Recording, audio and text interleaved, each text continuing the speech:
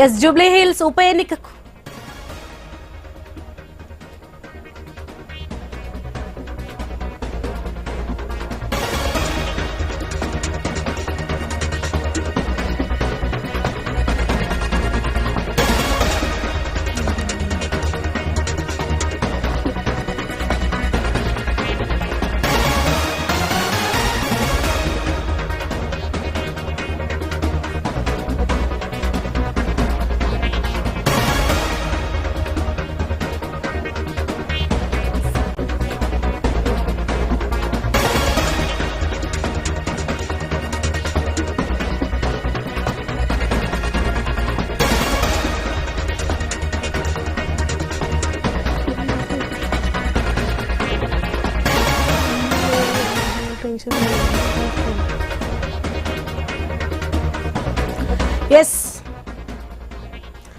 Breaking చూస్తున్నాం. Jubilee hills ఉప ఎన్నికకు పోలింగ్ కొనసాగుతోంది. మధ్యాహ్నం 3 గంటల వరకు 40% ఓటింగ్ నమోదైంది.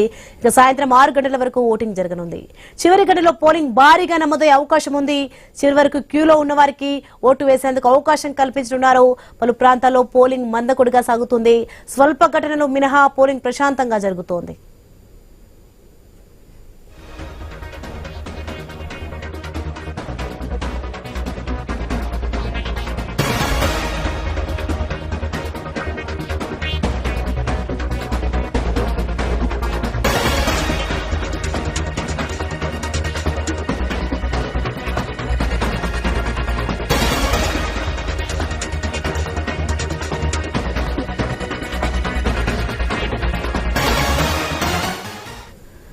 ఇక జూబ్లీ హిల్స్ పోలింగ్ అయితే మందకొడిగానే సాగుతుంది. దీనికి సంబంధించి మనకి లైవ్ లో సిద్ధంగా ఉన్నారు మన రిపోర్టర్స్.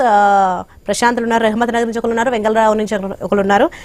రహమత్ నగర్ సంబంధించి చూసుకుంటే ప్రశాంత్ ఎలా ఉంది, అక్కడ ఓటింగ్ శాతం ఎలా ఉంది, ఓటింగ్ సంబంధించి పోలింగ్ ఎలా జరుగుతుంది ఏంటి?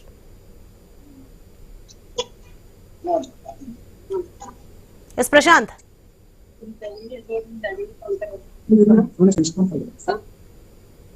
ఎస్ ప్రశాంత్, రహమత్ నగర్ లో చూసుకుంటే ఎలా ఉంది ఓటింగ్?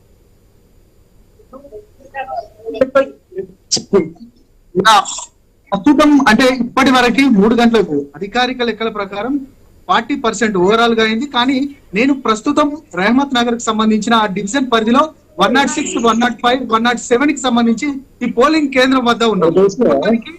దాదాపు ఒక బూత్ లో 1100, 1300, అదేవిధంగా 1800 ఓట్లున్న ఈ బూతులకు సంబంధించి దాటలేదు అని అంటే ఎలాంటి పరిస్థితులు ఉంది, ఎలాంటి పరిస్థితుల్లో ఈ యొక్క ఓటర్లు ఉన్నారనేది కూడా మనం చెప్పకనే చెప్పొచ్చు. దాదాపు అంటే గతంతో పోలిస్తే 2018లో 45%, అదేవిధంగా 2023లో 47% దాటిన పోలింగ్ ఇప్పటి వరకు అయితే ఈ 2000 అంటే ఉప ఎన్నికకు సంబంధించిన అంశానికి సంబంధించి ఇప్పటికీ 40% అయింది. కానీ కొంత మనం చెప్పొచ్చు అంటే ఓటర్లు తమ పూర్తిగా లేజీనెస్ ను కొంత వదిలినట్టు తెలుస్తుంది. ఎందుకంటే హైదరాబాద్ అనగానే ఓటర్లు ఎవరు ముందుకు రారు, ఖచ్చితంగా చదువుకున్న వారే ఓటు వేయలేని పరిస్థితిలో ఉంటారు.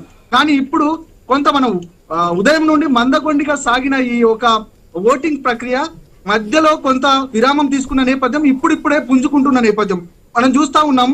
ఈ పోలింగ్ కేంద్రం వద్ద కొంత ఇప్పటి వరకు సందడిగా ఉన్నప్పటికీ కూడా ఒకరొకరు మాత్రమే వస్తా ఉన్నారు ఇక్కడికి. ఒకరొకరు వచ్చి తమ ఓటు హక్కును వినియోగించుకుంటున్నారు. చాలా అంటే అధికారులు కూడా చాలా రిలాక్సేషన్ తో ఉన్న నేపథ్యం కనబడుతూ ఉంది. దాదాపు ఇప్పటి వరకు చాలా తక్కువ ఓట్లున్న ఈ పోలింగ్ కేంద్రం వద్ద కూడా 50% దాటలేదు అని అంటే ఎలాంటి పరిస్థితిలో ఉంది అనేది కూడా చెప్పకనే చెప్పొచ్చు. దాదాపు అంటే మనం దీనిలో 2 అంశాలు తీసుకోవచ్చు.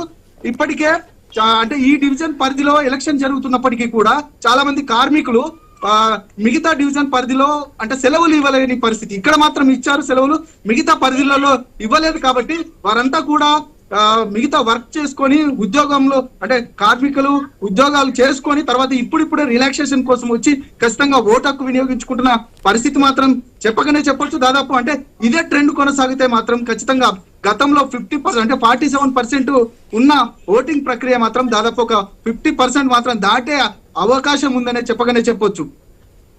Right, thanks for information. Right, thanks for the information Prashant. మనం వెంగళరావు నుంచి